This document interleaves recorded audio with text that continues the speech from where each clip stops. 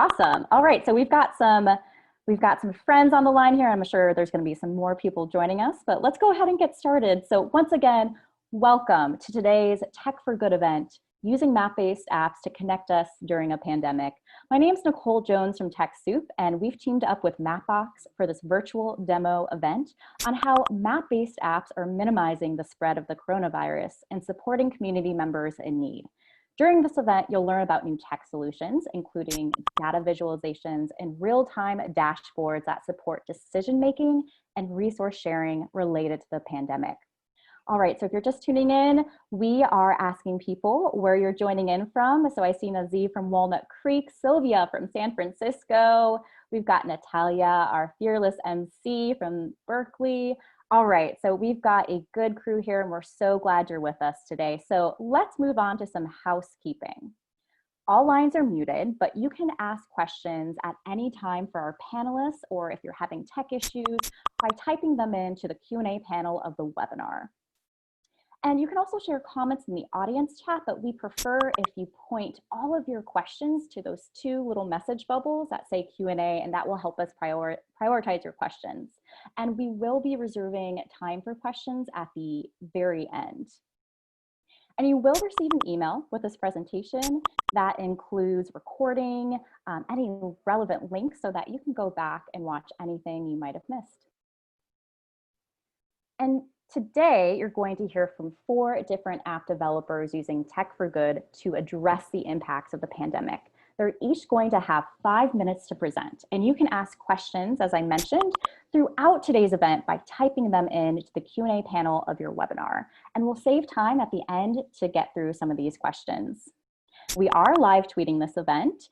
You can head on over to our TechSoup Twitter account, and you can share your favorite highlights by tweeting at us at TechSoup and at Mapbox and using the hashtags NPCovid19, Tech for Good, and Mapping Apps. And we are going to be adding that in our chat. Thank you, Stephen from TechSoup, who you'll be seeing his name pop up with some relevant links and information in your chat box along the way. Okay, now with that covered, a little bit about TechSoup.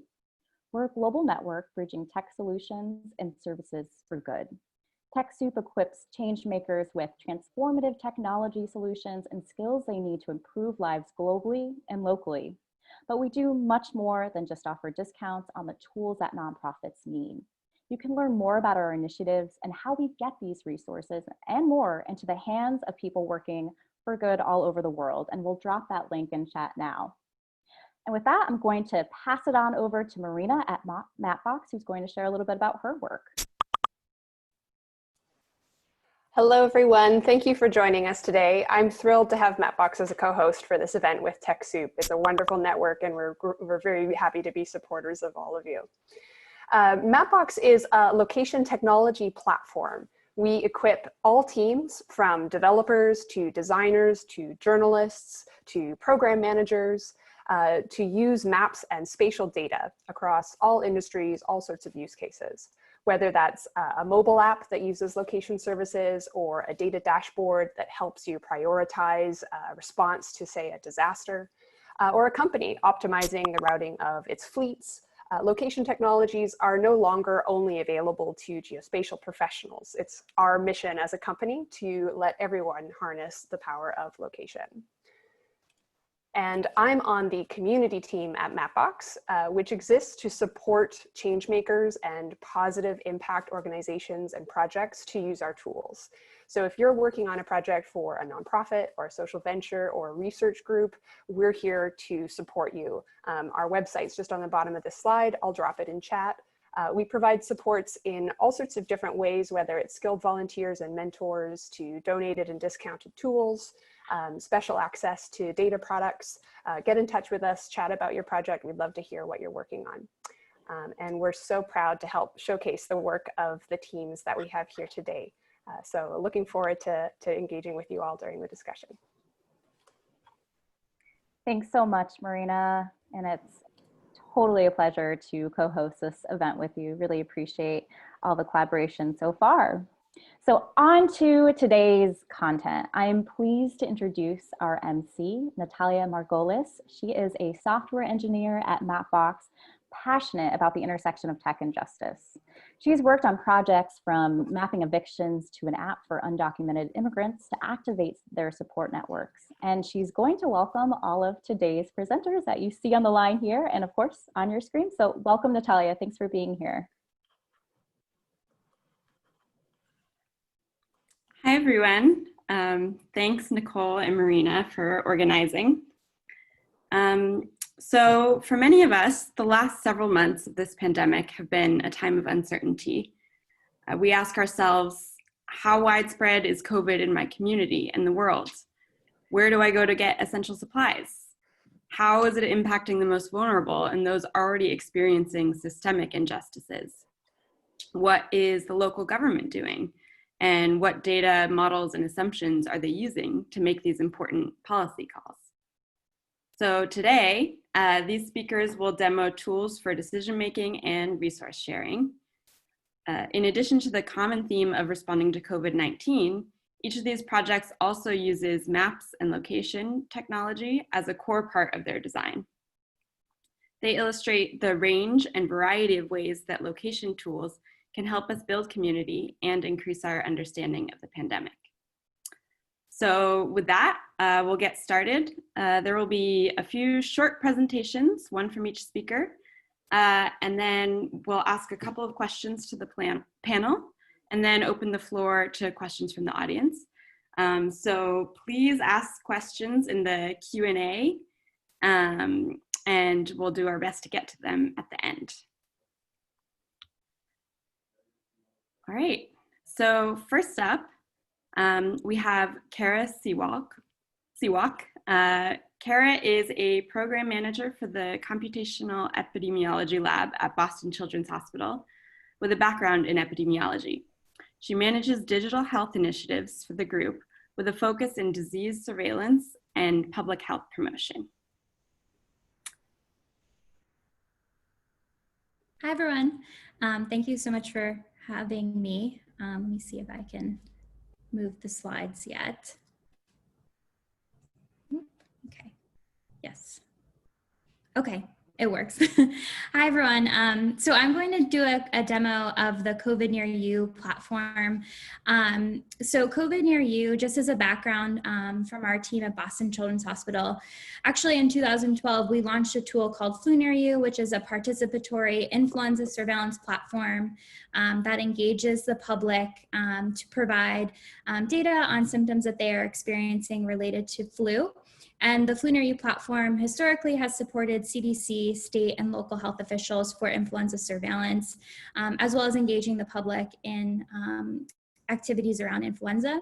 And so when the COVID pandemic started, and we saw this disease trend emerge in the United States, our team of epidemiologists and software developers and researchers really saw a unique opportunity that we could fill by pivoting this technology that we built and operate for the flu season for the COVID-19 pandemic.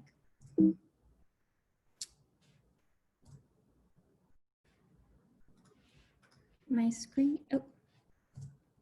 Sorry, the control is not working so great. All right, apologies. Nope. Okay, so what is COVID Near You? So COVID Near You is a participatory symptom tracking platform aimed to help scientists and public health professionals better understand where COVID-like illness exists and provide real-time information to inform response measures and inform the public as well.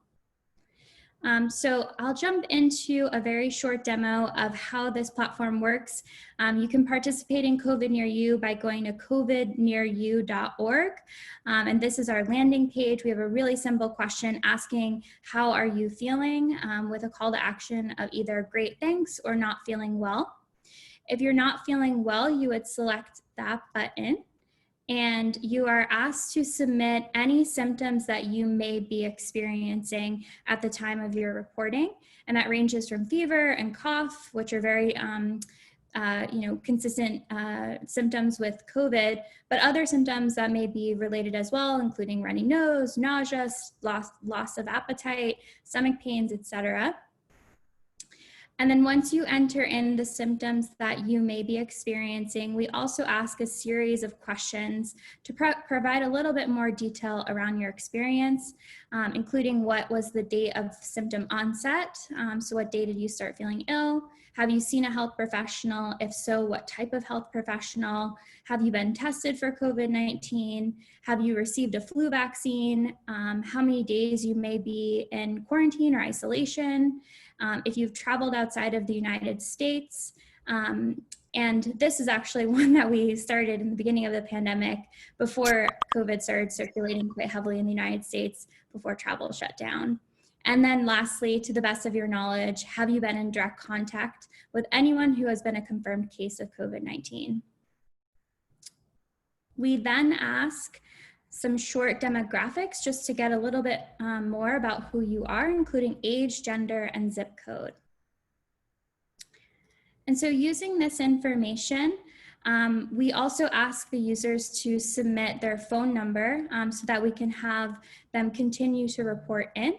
We have a texting campaign where you'll be texted every couple of days to confirm if you're healthy or if you're sick, and if you're sick, what symptoms you may be experiencing. And this piece of COVID Near You is essential because continuous reporting really helps us in terms of our analyses for epidemiological surveillance using longitudinal data over time from our participants.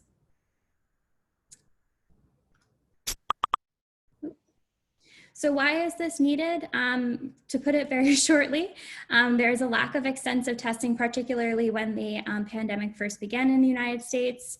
Real-time data is provided with this system that captures individuals who may not be seeking medical attention and therefore are not captured in traditional surveillance measures. We're also asking questions around crowdsourcing, quarantining, isolation behavior, and this novel data can help supplemental tracking to help identify potential hotspots in the future and current hotspot areas as well. So to get into the mapping, we actually use the Mapbox 6 system. The map on our website is really essential so that we can provide this information that we're collecting back to the public.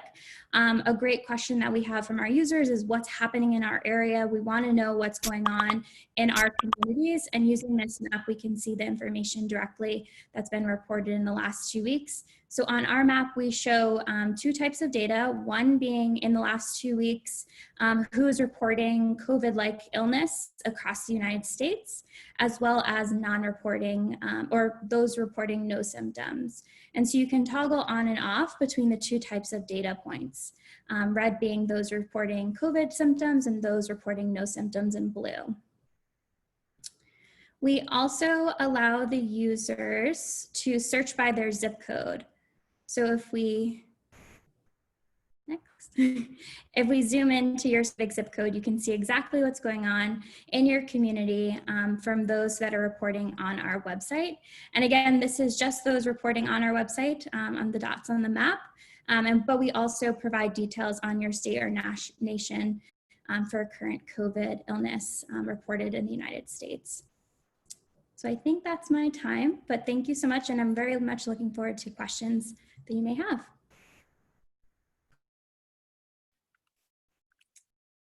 Awesome, thanks, Cara. I know I use COVID Near You regularly, and it's so easy. It takes like 2 seconds to report on symptoms every day. So that's great.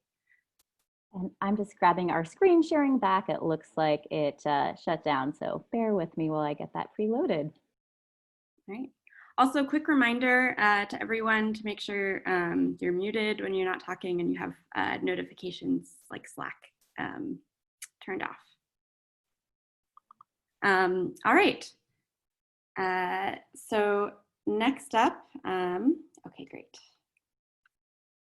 Got the slides working again. Next up, we have Olaf Fierman.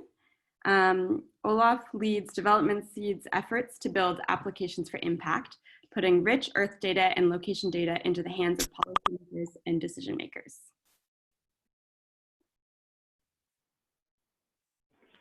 Great, thank you. We're really excited to be here, share a little bit about our experience.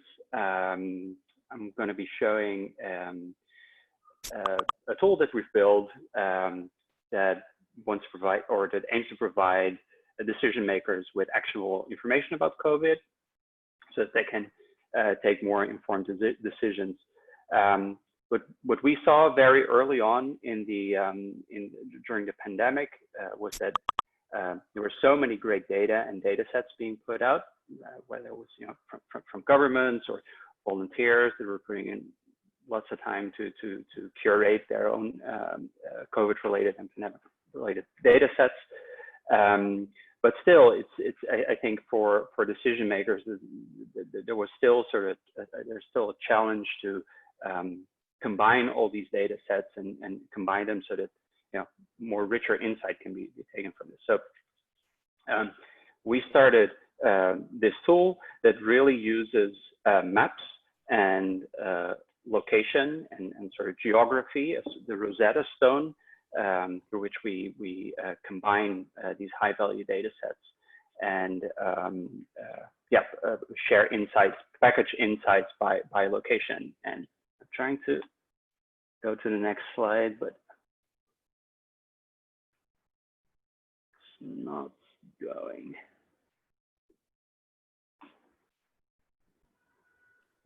Let's see. Nicole, I think, it says I'm controlling the screen, but I click or it Here, try that again. do anything. All right. No. Any luck? No.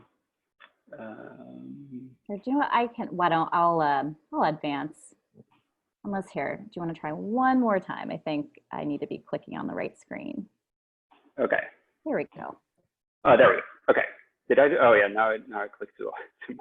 Okay. There we go.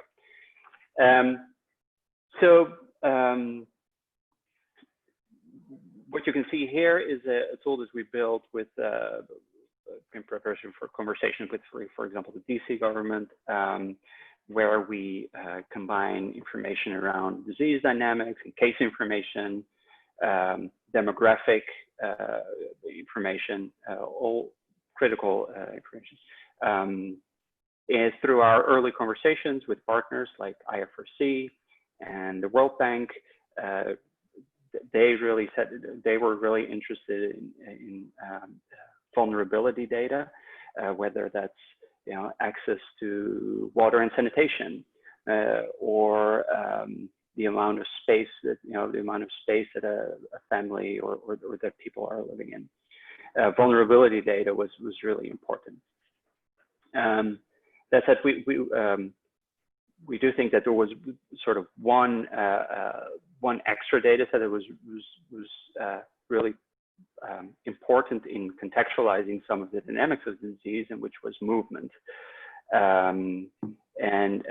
This is where the Mapbox movement index comes in. So our friends at Mapbox have a product called the Mapbox movement index that, through 750 million users of their mobile apps, report location, and they have a product where, at a very granular level, they generate this movement index where they compare it to pre-COVID and COVID, and then we're able to see, on a daily basis, daily product, we're able to see how much people are moving, almost at the down to the city block level. So this was real for us, I think, an essential data set to combine and add to this tool, so that people could really contextualize some of what was happening, and what we saw early on. Here, by the way, is another. Here you can actually see some comparisons between March and April. Left side March and right side April. So the lighter it is, the less movement. So what we saw early on, that there was a high correlation between MMI and RT, roughly 21 days later, and this time changes or differs a little bit from city to city. But what we've also seen that this relationship starts to break down at a certain point, and that there are actually cities that are able to escape sort of that movement and COVID relationship, and that they're able to sort of reopen, or that you can have sort of increased movement while still maintaining sort of a declining RT. This is another visualization that we built based on sort of movement and RT, and ultimately this is this is looking at DC. I think what for us is really interesting of the movement data is that it's such a granular level. It's at almost at the city block level, and that allows us to do is that to aggregate this data into sort of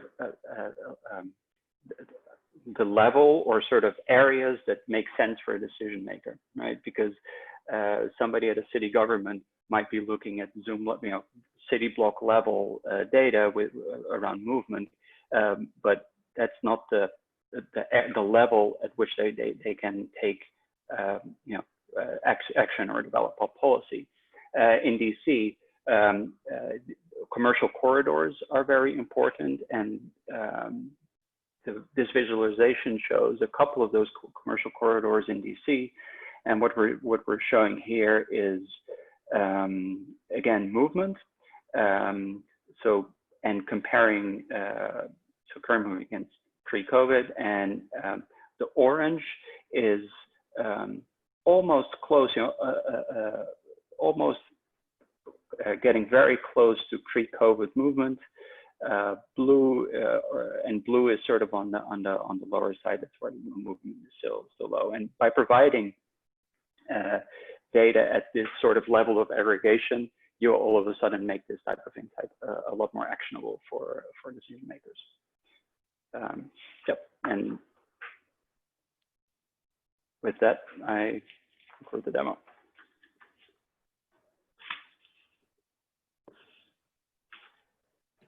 Awesome, thanks, Olaf.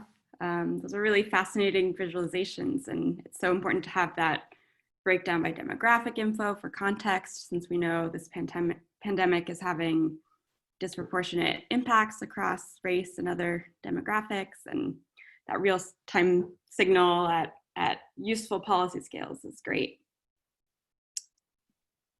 All right, so next up, we have Tang. Eb is the co-founder of and managing partner at Dignito Labs.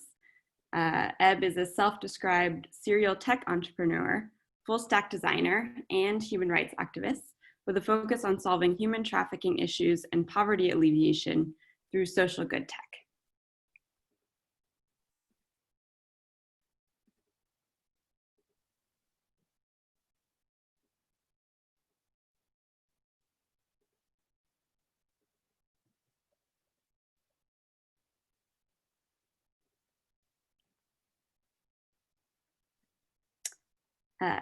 And I think you have to unmute, yes. Yeah, Eb, we can't hear you, so if you're speaking, unmute. Yeah, can you guys hear me now? Yes. Okay, awesome. I was just checking to see if the slides will work. It's not quite clicking for me yet. Okay, there we go. Let me just check one more time. Okay, cool. So yeah, I just want to quickly thank Nicole and the TechSoup team for putting together this panel and keeping us engaged during these really interesting times. As mentioned, my name is Eb. I am co-founder and managing partner at Dignito Labs. We're a small boutique design and dev studio, and we focus on building mobile apps for social good. I'm here today to talk about our product, Cartito, which is a unified crowd mapping platform and how it relates to COVID-19. But before I get into that, I want to give you kind of a little bit backstory on why we built Cartito in the first place. About 4 years ago, we set out to work with those living on the streets and help them bring online directory resource information to them quickly. So we built this mobile app called See Me.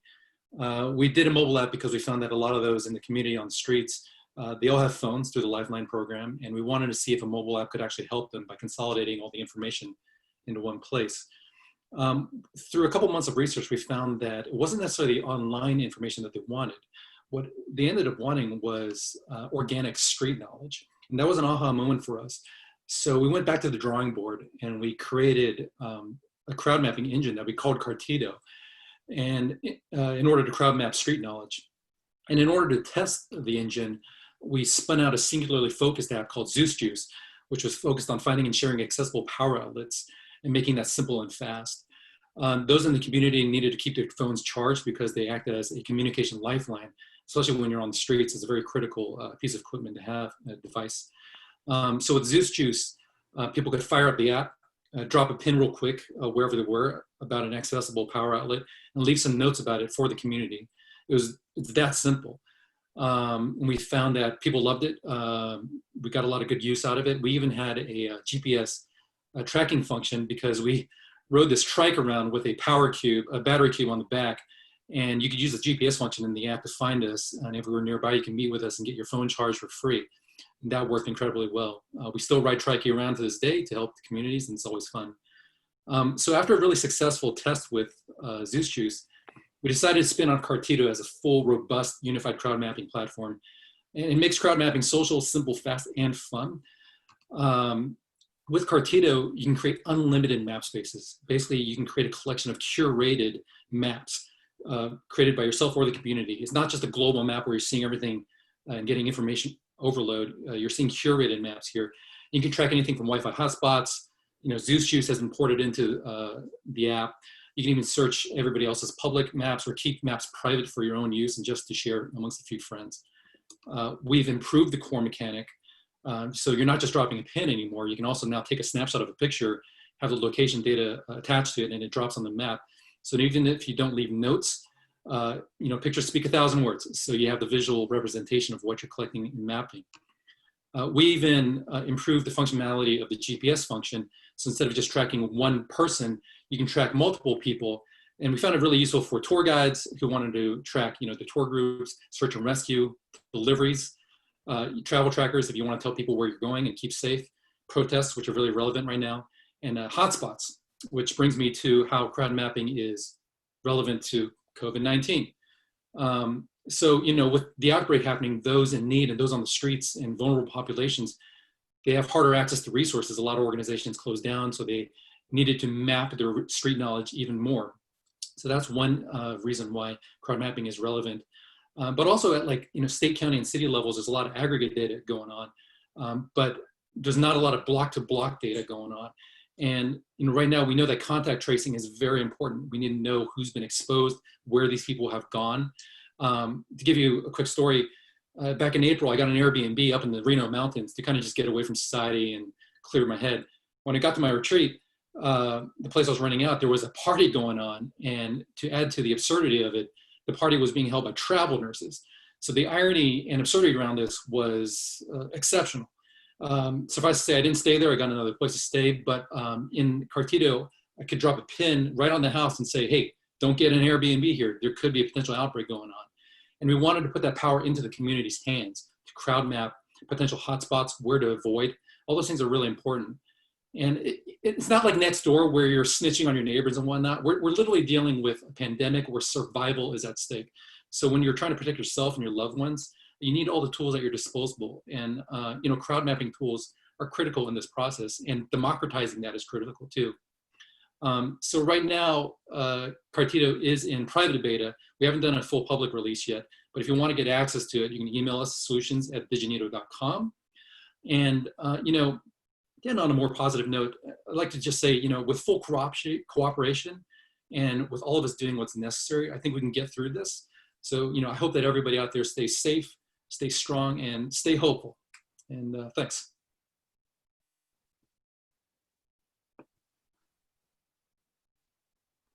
Thanks, Eb. It's such a useful tool, and the possibilities seem endless. And it's cool that it's flexible enough to empower people to map what's important to their community, but also quickly get it up and running, sharing important information for this pandemic that's evolving so quickly. All right, so our last presenter is Mark Sussman. Mark is an entrepreneur with 15 years of experience in data science and analytics, a lifelong advocate for street safety and cyclists. Mark co-founded Our Streets to give advocates and cities the data to support their work in making cities safer. Mark previously served as a systems lead at Mathematica Policy Research. building data analytics frameworks for Medicare evaluation programs. All right, thanks, Natalia. Can you hear me? Okay, great. As mentioned, my name is Mark Sussman. I'm the co-founder and CEO of Our Streets, which is largely a mobile app for the crowdsourcing of dangerous driving behavior like blockage of bike lanes and crosswalks, distracted and dangerous driving. And we've actually repurposed our app during COVID. Actually, we just retired this functionality in order to track and share essential supplies like toilet paper and hand sanitizer. As supply chains caught up, we have retired that functionality, but that's what I'm here to talk to you about today and how we were able to do that and kind of what the impact was of that effort. I can go on to the next slide. So just to give you a little bit of the history of Our Streets. Our Streets started actually as a Twitter bot called How's My Driving DC, where you could users could actually tweet at the Twitter bot vehicle's license plate, and it would tweet back you a vehicle's outstanding citations. And then in January 2019, my co-founder Daniel Shep and I built an app for similar purposes, but to systematically capture why people are tweeting this information. So if a vehicle is blocking a bike lane, as in this screenshot, or a crosswalk, or other dangerous obstructions of the public right-of-way. We beta tested for about a year and then launched native apps for Android and iOS under the name Our Streets in January 2020.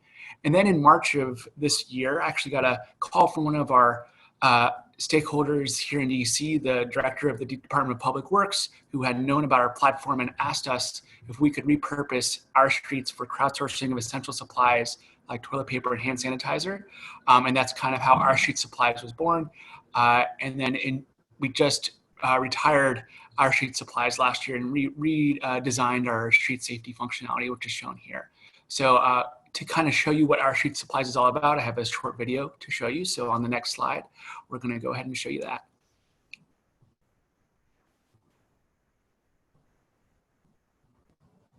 In response to the COVID-19 crisis, we've updated Our Streets to let people see and share where necessary supplies like disinfecting wipes, toilet paper, flour, and fresh vegetables have been found. And now we've updated Our Streets Supplies to make it even easier to see which stores have in-demand health and grocery items, and to see how much others have found on the shelf. To share what you've found, just select the store and let us know which items you were looking for. It's easy to share multiple items from the same store and how much is on the shelf. You can also share whether social distancing is being observed, and no need to use the app while shopping. Share with others once you've returned from your shopping trip. These reports make shopping safer and help others avoid unnecessary trips. And a public map is available at ourstreets.com/supplies. We want to make as big an impact as possible. Our Street Supplies is always free to the public. Download Our Streets, one word, from Android and iOS app stores today, or go to ourstreets.com to learn more. Okay.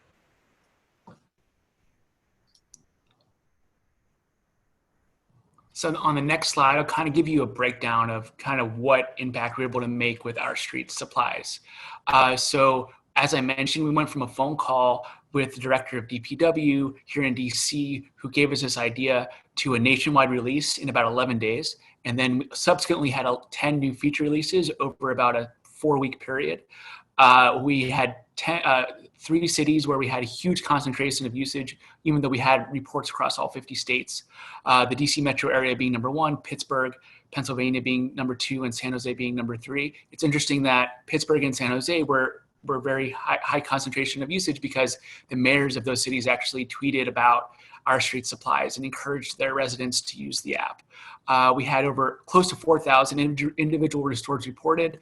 We had over 50 press mentions, including Fast Company and the Washington Post, and close to 50,000 total shares of essential supplies, of which 20% were for toilet paper being the king of the supply chain issues that we were having in the earlier part of the pandemic. So go on to the next slide. And I just have a quick demo to show you kind of how we built a map in addition to the app. So in the app, you can kind of see based on your location what supplies are available closest to you. But For those that are unable to use a mobile app on Android or iOS, or they feel more comfortable with a web-based solution, we built a map using Mapbox in order to provide a more democratic way of seeing information. So if you press play. So this kind of gives you a breadth of kind of where all of those submissions were coming from. And as we zoom in on the DC metro area, we can see really the breadth of where across, not just in the city, but all over the metro area, people are using our streets. And then you can filter by the specific item you're looking for, whether it be hand sanitizer, disinfecting wipes, toilet paper, etc. And then kind of toggle over a specific store to see what you actually want. So that's kind of how our map works. And then we can kind of go to another metro area, which I believe will be happening here in a second.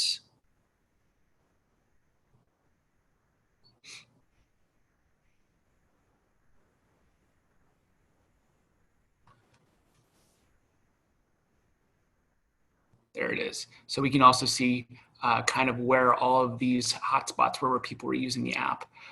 Interestingly, in Allentown, Pennsylvania, we had a lot of local news coverage of the app. It kind of just got picked up organically, and we had a lot of users there. So that was interesting. And then, as I mentioned, Pittsburgh, where the mayor tweeted, and we had a lot of local news coverage. We had a very strong usage of the app. So that kind of shows where kind of the diversity of usage across the country. Go on to the next slide.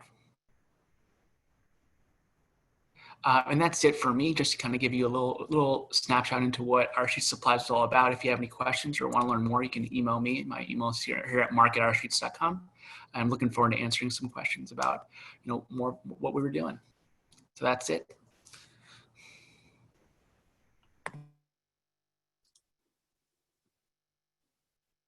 Cool. Thanks for that. It's so cool how quickly you were able to pivot to really important information sharing during this time of a lot of uncertainty. I know some people at Mapbox talked about using it actually.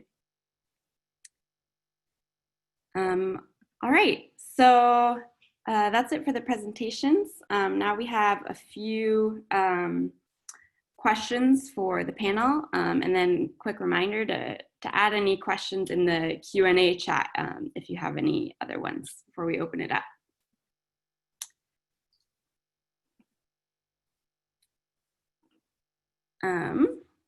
So the first one, several of these apps use crowdsourced data. What are some of the challenges of collecting crowdsourced data, and how do you encourage users to contribute? And that's maybe Cara, would you like to answer that? I can definitely answer this one. So in terms of our project, we entirely rely on crowdsourced data. It's what drives COVID near you. And there definitely can be challenges with it because it's not entirely reliable that we'll get consistent reporting. And so to address that as a primary challenge of ours for COVID near you, that's where our texting campaign comes in. So we send out a reminder to users every few days to tell us how they're feeling. And that gentle reminder is really what's helping drive our participation and makes it super easy for folks to remember to contribute their information. And maybe I can speak to this a little bit too, since we're fully focused on community-driven crowd mapping. For the most part, I'd say the community acts in good faith. I'd say like 90 percentile of them do. Occasionally we see some bad actors, which can be a concern, but we ask that people, generally let us know if people are posting, erroneous things or creating maps specifically for nefarious reasons. It was mentioned, I also work on trafficking issues. So even though we can use crowd mapping to map where trafficking may be occurring, on the flip side, traffickers can also use our tool, right, for their own private maps and whatnot. So it's a kind of a give and take, but we see that those bad actors are few and far between, and we keep a close eye on what's going on.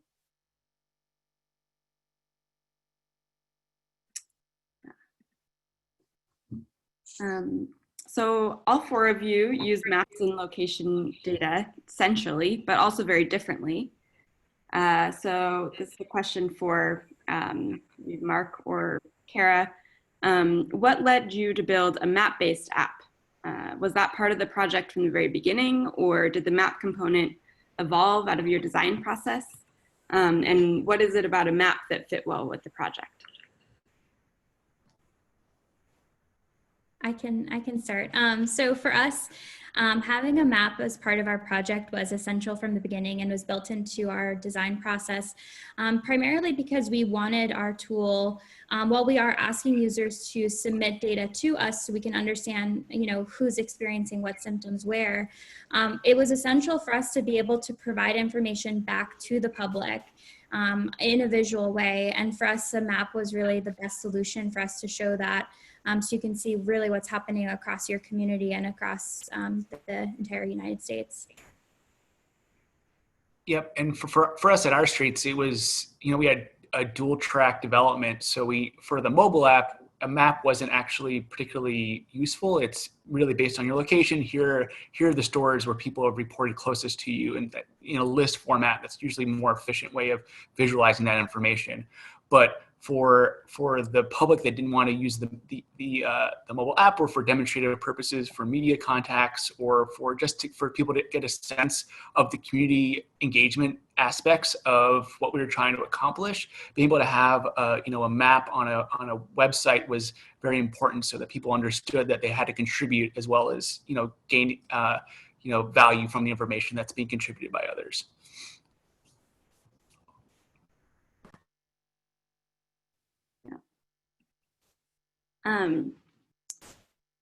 So since the pandemic started, there's been this outpouring of creative energy from developers and scientists and engineers to help. And given the innovative work that you're doing, Olaf and Eb, I'm curious if you see gaps in these efforts to date. Where do you think we should direct attention to next, especially as the impacts of the pandemic continue to unfold? I guess for me, I'm really interested to see how the community, once you put some power into the control of the community, see how they react to all of this. A lot of the efforts right now are all like really kind of top-down organization based. And I'm a very democratic person. I'm always very curious to see what percolates from the community itself, because there are always these kind of different kinds of solutions that present themselves when they're taken from different perspectives. It was kind of the same thing like when we were working on SAMI, all those directories and online resources were controlled by organizations. But then once we put the app in the hands of the community, we found that they wanted different things, right? So we still need to discover these things. In terms of pandemic, still relatively early on. It's only been less than a year. So there's still a lot we need to find out. Yeah, and I think from our perspective, there are a couple of things. So I think first, I think we saw, especially when it comes to sort of type of tools that we're building, first very much focused on response. Obviously, we're going, I think, focusing much more on reopening and providing insights that allow policymakers to, sort of good policies around reopening. And I think the other thing is getting better data sets for areas in the global south, for example, right? In the US, I think we've done a couple of US sites, and there's just a ton of data and interesting vulnerability data that provides good context. But for some of the places that we're working in the global south, that's a little bit less so. That's I think where there's still a gap, and where we think there's also a very big need.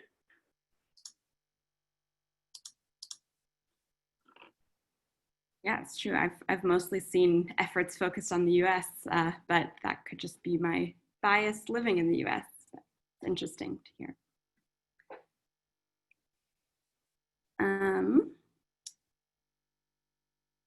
So let's see. We had a question about how easy it was to stand up a proof of concept with Mapbox. Where do you start, and when would a developer need to step in? But also more generally, for a developer who's new to building with maps and location tech, Do you have any advice or lessons learned about adding location to a project? Well, I'm a full stack developer. I guess I can maybe speak to this. When we set out to design our mapping apps, the APIs, first of all, we started with the Mapbox API, which is incredibly easy to use. We initially used that for Zeus Juice, and it was awesome. The one thing that we didn't really consider at the time was how do we deal with the privacy and the data behind all the location-based stuff. So that's a deep ethical question that we had to contend with. And giving people, the community, control to delete their data and all that kind of stuff, which is really relevant too. So I would say that's one of the key things to think through. Yeah, the privacy issue.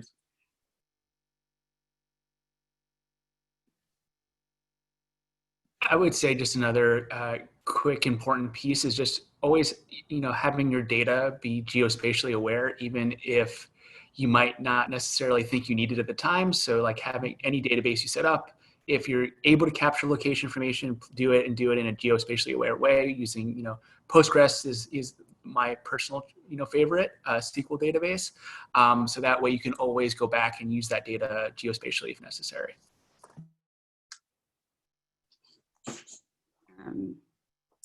Yeah, and to the question about how easy it is to get started before you need a developer, Marina, do you have any suggestions on that? Sure, happy to jump in. I mean, I think Mapbox tools are built for developers, right? If you're building an interactive web map or an app, you're going to be working with some code. But some things that the community team is doing to try to make it more accessible to spin up a quick prototype is we've created a set of things called impact tools. And I can drop a link to those to do simple things like if you have got a Google spreadsheet of data and you want to put those points on a map, how can you do that? You have some simple pop-ups, or how to create a kind of scroll through storytelling map. So those would be good options for someone who's maybe really new to working with code to give it a try. But then if you were building out something more substantive and something for kind of production, then you would definitely want to have a developer in the mix at some point. Yeah, makes sense. Thanks. Yeah, kind of put you on the spot there, Marina. So let's see, you mentioned handling the privacy of location information. For Olaf and Cara, were there privacy concerns you had to consider? So from our side on COVID Near You, in terms of location privacy, we specifically only ask for zip code. We don't drill down to further address locations for that reason. And when we do map by zip code, it's all at the aggregated zip code level. So it's not individual reports. But of course, the data that we collect is sensitive. So that information, especially when we do research using our data, we always try to aggregate and de-identify the data as much as we can for privacy reasons. Yeah, but for us, so the tools that we're building here, we're not collecting any personal information from people. So, and then I think the only thing that is potentially is more sensitive is sort of information around mobility and movement. But in this case, because we're using the Mapbox movement index, and Mapbox has a great privacy policy when it comes to collecting the data. The way they go about anonymizing it and what parts of what points they use when they compile the index. So yeah, no, but privacy for us wasn't that much of an issue. I think the only thing is that in Colombia we did some pilots at census block or at the census block level, or at least where we had data about the census block level, where it gets very, very granular. That's where we decided to, and even though this was all already public information, right? We were just compiling it into bringing different data sets into a single interface. we did decide to bring it one level up and one level of aggregation, just because it was almost getting on small blocks. There were a couple of houses where you would see the percentage of diabetes, for example, right? And again, this was public information, but we did decide to aggregate it one level up. Cool. So it sounds like aggregation is a very important factor there. Yes, definitely. So let's see, we had a question specifically about COVID Near You, about whether it's available in other languages. But more generally, what do you have to consider in terms of accessibility for these projects?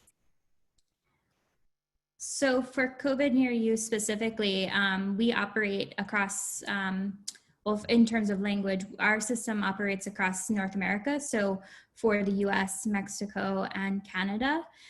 Right now it's currently offered only in English, but our team is working very hard away to get it translated into Spanish and French so that it can be more accessible in terms of any language barriers.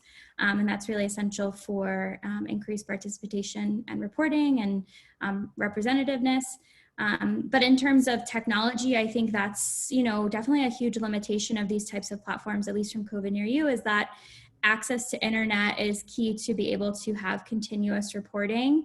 And we do have our texting campaign, which is great if you're able to reply back via texting campaign, but it is limited to those that don't have the opportunity or availability of engaging in that type of participation. So definitely something that is a limitation of an online platform like ours. And I'll add that we actually did translate our streets into Spanish over the time where we were actively developing the supplies functionality, because when working with the mayor's office in San Jose, California was something they really pushed us to do.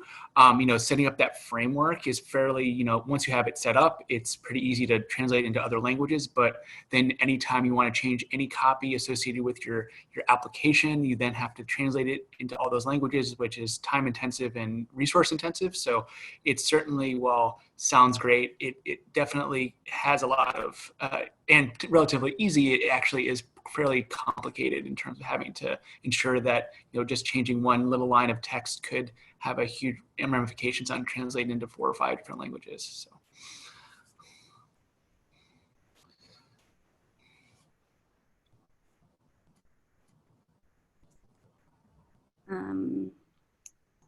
Right. Let's see.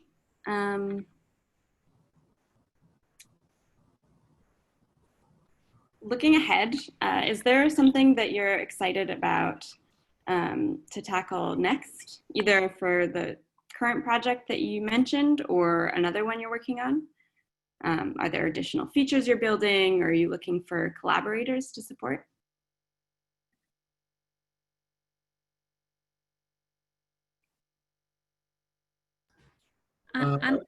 Sorry, go ahead, Cara, please. Okay, so for COVID Near You, something that is something that we're focusing on in the future is a combined platform to integrate our Flu Near You platform and our COVID Near You platform, because they both are disease surveillance tools using crowdsourced data. And we are thinking ahead for the upcoming flu season, because having a flu season simultaneously with a COVID-19 pandemic, in terms of the epidemiology community and the research community, that's something that we're keeping a very strong eye on.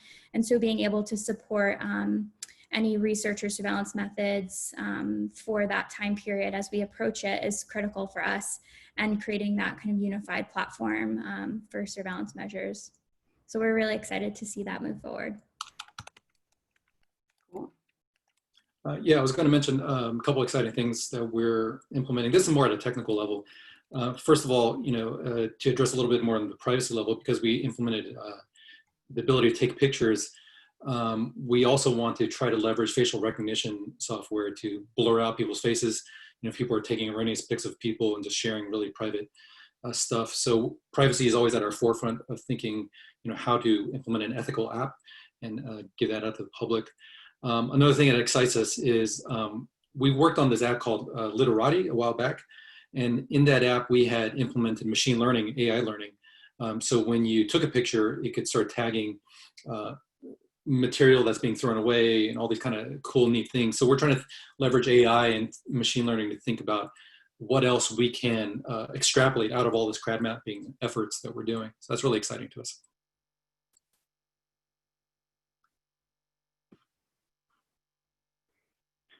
Great, yeah, and I think from our side, what I'm really excited about is taking some of the things that we've learned now, building these tools for COVID, and looking a little bit beyond.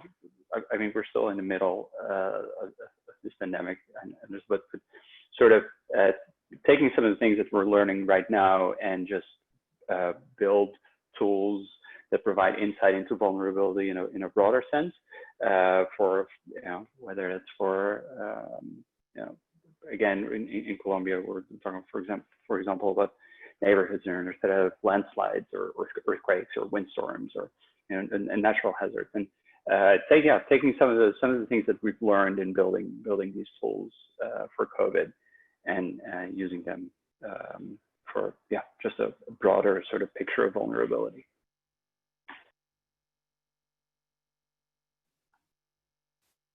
Awesome. Well, I think that's all the time we have for questions. Sorry, we didn't get to every question, but I would encourage you all to reach out to the presenters individually if you have more questions, and also keep in touch with Mapbox and TechSoup.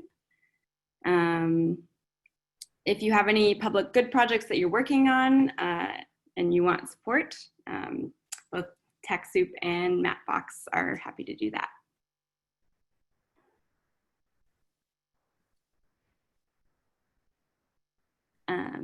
Yeah, thank you. Oh, sorry. Thank you. Thank you for saying, Natalia. Thank you to all our presenters. And yeah, we have a survey coming out. I'm going to add it in the chat. If you could please fill that out, that will help us prepare for future webinars.